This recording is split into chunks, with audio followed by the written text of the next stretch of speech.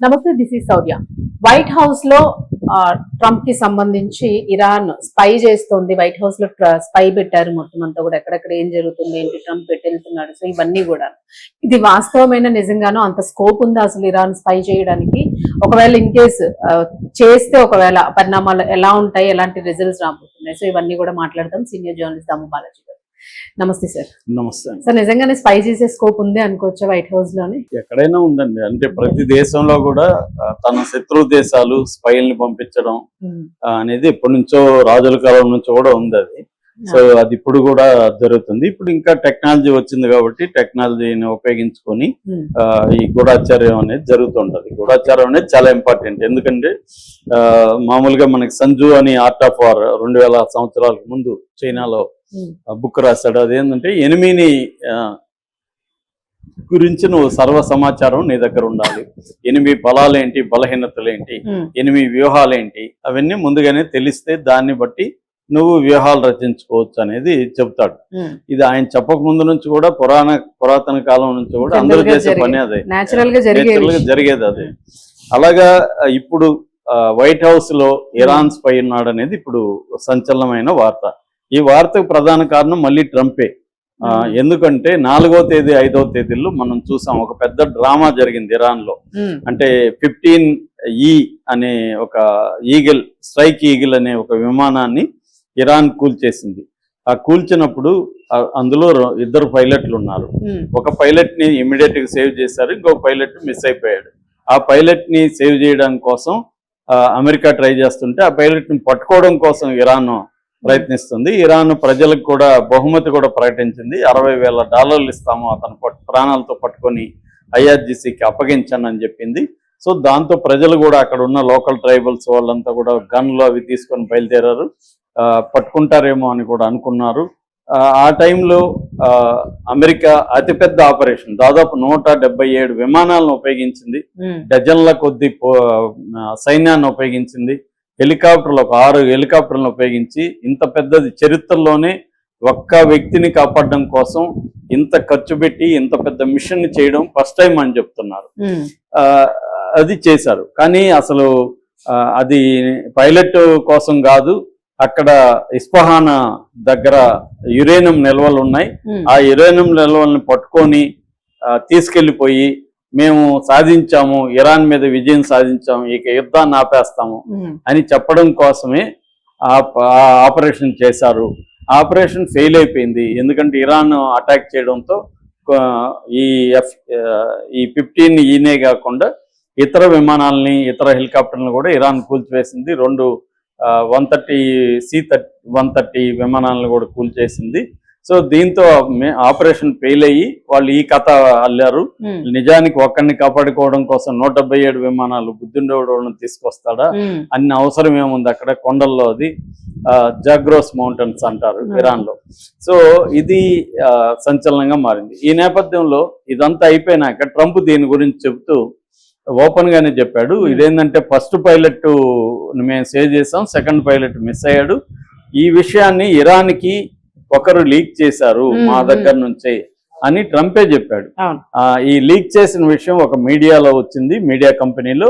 మేము ఇప్పుడు ఆ మీడియా కంపెనీని నేషనల్ సెక్యూరిటీ కింద అదుపులోకి తీసుకొని ప్రశ్నిస్తాం, నీకు సోర్స్ ఏందనేది. ఆ లీక్ చేసిన వాళ్ళు ఎవరో కూడా మేము పట్టుకుంటామని కూడా అన్నాడు. మరి ఇప్పటి వరకు పట్టుకున్నట్టయితే లేదు మనకి. అంటే వైట్ హౌస్ లోనే ఇరాన్ కి సంబంధించిన స్పై ఉన్నారు అన్నది ఇప్పుడు సంచలనంగా మారింది. ఎందుకంటే అమెరికా ఆపరేషన్స్ ముందుగానే లీక్ అయిపోతున్నాయి. ఇరాన్ అందుకనే ఇంత నష్టం చేయగలిగింది. ఎందుకంటే ఇప్పటి వరకు అమెరికా అనేక యుద్ధాలు చేసింది, కానీ ఈ తక్కువ పీరియడ్లో 40 రోజుల్లో అమెరికా కలిగిన నష్టాలు ఏ యుద్ధంలో కూడా కలగల. అంటే లాంగ్ పీరియడ్ లో కలిగి ఉండొచ్చు, ఇంత తక్కువ పీరియడ్లో ఇంత ఎక్కువ నష్టాలు అమెరికాకి ఈ మధ్య కలగలేదు. ఎందుకంటే అమెరికాది అజేయమైన సైనిక శక్తి, ముఖ్యంగా ఎయిర్ డామినేషన్ అనేది అమెరికా ఇప్పటికి కూడా నెంబర్ 1 ఉంటుంది. అలాంటి ఎయిర్ డామినేషన్ ఉన్న F-35 అన్కిల్లబుల్ అంటారు దాన్ని, ఎవరు కూడా కొట్టలేరు. స్టెల్త్, అది రహస్యంగా రేడార్లకు అందకుండా ఉంటది. అలాంటి దాన్నే కొట్టగలిగారు. అలాంటివి 40 విమానాలను కోల్చగలిగింది ఇరాను. అంటే అది కూడా ఎప్పుడు ఆల్రెడీ ఇరాన్కి సంబంధించిన సైనిక శక్తిని 90% ధ్వంసం చేసేసినాక చేయగలిగిందంటే, ఒకటి రష్యా చైనాలు హెల్ప్ చేస్తున్నాయి. రెండు అమెరికాలోనే స్పై ఎవరో ఉండి మొత్తం లీక్ చేస్తున్నారు అమెరికా వ్యూహాలంతా. ఎందుకంటే ఇది ఎక్కడో జాగ్రోస్ మౌంటైన్లో జరిగితే ఇది ఇరాన్కి ఎలా తెలిసింది, ఒక పైలట్ మిస్ అయ్యాడనే విషయం ఇరాన్కి ఎలా తెలిసింది?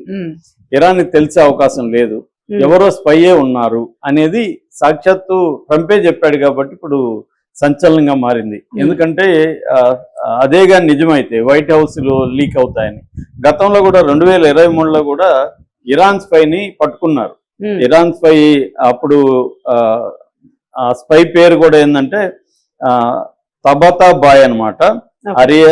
హరియానా తబాతా బాయ్ అనే ఒక ఆవిడ లేడీ.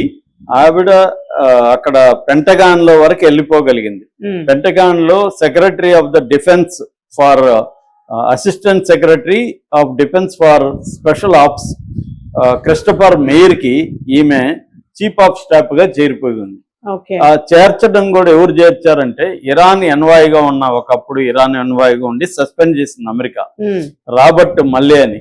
అతను చేర్చాడు ఈమెను ఇంకొంతమందిని ఈ పెంటగాన్ లో వెళ్లే విధంగా చేశాడని. ముందు వేరే దీంట్లో డిపార్ట్మెంట్ లో ఉంచి అక్కడ నుంచి మెల్లగా పెంటగాన్ లోకి షిఫ్ట్ పెంటగాన్ ఇంపార్టెంట్, ఎందుకంటే పెంటగాన్ అనేది defence head quarters, America defence head quarters building పేరు పెంటగాన్. సో ఆ పెంటగాన్ లోకి పంపించగలిగారు అప్పుడు ఈమెని. అంటే ఇరాన్ ఏం చేస్తుందంటే ఇరాన్ కి డయాస్పొరా ఉంటది. అంటే ఇరాన్ నుంచి వెళ్ళి అమెరికాలో మిగతా చోట్ల సెటిల్ అయిన వాళ్ళు ఉంటారు కదా ఫారిన్లలో, వాళ్ళని డయాస్పొరా అంటారు. అలాగా ఇరాన్ ప్రజలు, మేధావులు, అకాడమిక్స్ వీళ్ళందరూ ఉన్నారు అనేక యూనివర్సిటీలో. వాళ్ళల్లో కొంతమందిని ఇరాన్ రకరకాలుగా ఉపయోగించుకుంటది, కొంతమందినేమో ప్రాపగండాకు ఉపయోగించుకుంటది. అంటే ఇరాన్కి అనుకూలమైన వాదనలు వాళ్ళు చేస్తూ ఉంటారు, ప్రచారం చేస్తుంటారు. కొంతమంది పత్రికలు పెడతారు, కొంతమంది ఇన్స్టిట్యూట్లు పెడతారు, దానికంతా ఇరాన్ ఫండింగ్ ఇస్తూ ఉంటారు. ఇది అన్ని దేశాలు చేసే పని. ఇది ఇరాన్ ఒకటే కాదు, ప్రపంచంలో మన మీద కూడా కెనడా నుంచి మన స్పైలు, మన రా ఏజెంట్స్ అక్కడ సిక్కు నాయకుల్ని చంపారనేది కెనడా లాస్ట్ చాలా తీవ్ర వివాదం వచ్చి చివరికి మనం ఎంబసీలంతా కూడా బహిష్కరించి ఇవన్నీ జరిగాయి కదా. అలాగే ఇంక పాకిస్తాన్ ఇండియాకి చెప్పాల్సిన అవసరం లేదు. అక్కడ నుంచి రా ఏజెన్సీ మనోళ్ళు రా ఏజెన్సీ అక్కడికి వెళ్ళి చేయడం అదే కదా దురందర కూడా. సో మనం చేస్తేమో దేశభక్తి, వాళ్ళు చేస్తేమో విద్రోహం అంటాం. కానీ ఎక్కడైనా అంతే, ప్రపంచంలో ప్రతి ఇది ఉంటది. నిజానికి దీని మీద సినిమాలు కూడా ఈ మధ్య ఇజ్రాయెల్, ఇరాన్ రెండు కూడా సినిమాలు తీసుకున్నాడు. టెహరాన్ అని ఒక వెబ్ సిరీస్ ఇజ్రాయెల్ తీసింది. ఆ టెహరాన్ ఏంటంటే టెహరాన్ లోకి ఇజ్రాయెల్ స్పై ఒక లేడీ వెళ్ళి ఎలా ఇబ్బందులు అక్కడ ఏమేమి ఎదుర్కొంది అనేది ఒక వెబ్ సిరీస్ టెహరాన్.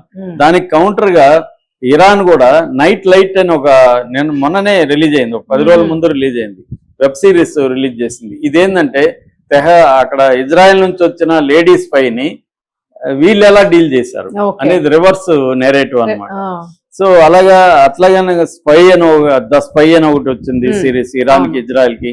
ఫౌదా అని ఇంకొక వెబ్ సిరీస్ వచ్చింది. ఇవన్నీ కూడా ఏంటంటే ఇజ్రాయెల్ ఇరాన్ మధ్య ఈ స్పై ఒకరి మీద ఒకరు నిఘాలు పెట్టుకోవడం అనేది జరుగుతుంది. నిఘాలు పెట్టే కదా వాళ్ళ సుప్రీం లీడర్ ని వాళ్ళని చంపగలిగారు. మొసాద్ అండ్ సిఏ పనే ప్రతి దేశంలో కూడా సిఏ పనిచేస్తూ ఉంటది. సిఏ ప్రతి దేశంలో వాళ్ళ అసెట్స్ ఉంటారు, వాళ్ళ కార్యకలాపాలు ఉంటాయి. అట్లాగే ఇరాన్ కూడా ఉంటది. సో ఇప్పుడు ట్రంపే చెప్పాడు కాబట్టి ఇది వైరల్ అవుతుంది. ఏదేమైనా వైట్ హౌస్ లో ఇరాన్ స్పై ఉన్నాడు అనేది కొంత అందరికి ఆశ్చర్యం. ఎందుకంటే అమెరికా అన్ని దేశాల మీద నిఘా పెడుతుంది. ఇప్పుడు అమెరికా మీద నిఘా పెట్టగలిగారు ఇరాన్ అంటే అక్కడెక్కడో ప్రాబ్లం ఉందనే కదా. సో అది ఇప్పుడు కొత్తగా వార్త. Thank you sir.